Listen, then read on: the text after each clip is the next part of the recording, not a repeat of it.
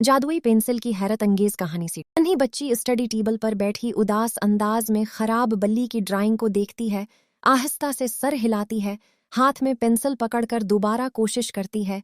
Camera slowly zoom in करता है।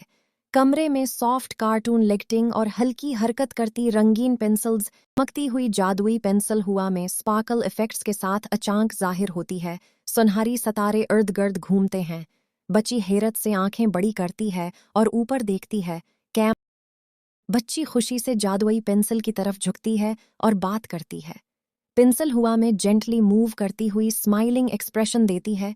दोनों के इर्द गिर्द कलरफुल मैजिकल स्पार्कल्स हरकत करते हैं। जादुई पेंसिल नरम ग्लोविंग लाइट के साथ मोटिवेशनल अंदाज में हरकत करती है। बच्ची आहिस्ता आहिस्ता उदास से कॉन्फिडेंट एक्सप्रेशन में बदलती है। तेजी से कागज पर क्यूट बली बनाती है। ड्राइंग लाइंस खुद ब खुद एनिमेट होती हैं।